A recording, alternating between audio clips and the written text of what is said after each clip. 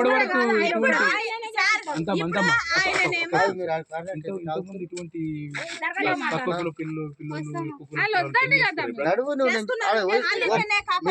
చూసి అవతల భయపడాలంటే మనం పోయి లొల్లి పెట్టుకుంటలేం, కేసు చేసుకుంటలేం.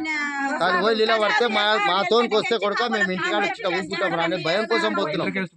అలా పోయి లొల్లి పెడతలేం. మనకు భయపడాలా వద్దా? మన నడువురి, మన భయపడాలంటే నడువురి, జరగొద్దంటే నడువురి, నడువురి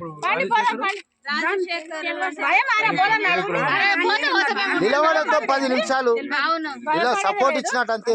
కానీ వీళ్ళు ఏం చేశారంటే ఈ పిల్లగాని చంపినందుకు ఆయన మొత్తం రైడ్ గన్ లాగా ప్రవర్తిస్తాడు.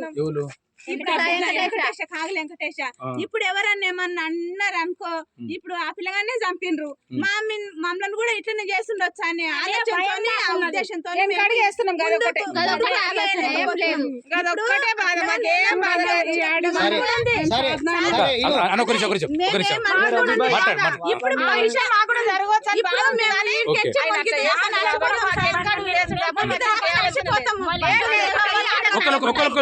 బస్సులు లేకుతాయి, ఆటోలు లేకుతాయి. నేను చెప్తున్నా అయితే ఈడికెంచి మేము నడిచిపోవాలంటే ఇప్పుడు ఆ పిల్లనే తీసుకొని పోయిన ఆయననే చంపలేడు, వాళ్ళ అన్నం చంపిండు.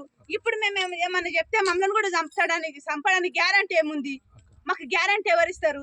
మేమేమన్నా మమ్మల్ని రమ్మంటుండ్రు, మేము వస్తాం. ఇంటెళ్ళు ఏమో ముందలు వస్తలేరు, ఇంటెళ్ళు ముందలు అడిగేస్తే ఎంటకెంచి ఎవరైనా వస్తారు. ఒక మాట ఆయన బిడ్డ కాబట్టి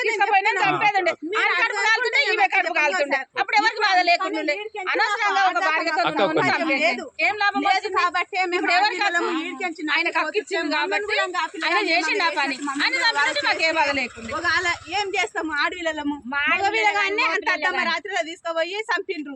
మళ్ళా లేడీస్ కూడా ఇట్లనే పోతుంటే వస్తుంటే ఒకవేళ ఏమైనా చేస్తారు, మాకు ఎవరు బాధ్యులు అవుతారు?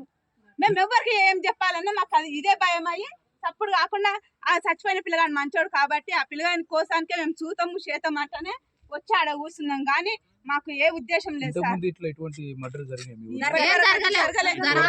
అయినప్పటి నుంచి అయితే ఇంతవరకు ఈ మర్డర్ జరగలేదు, మాకు జరగలే.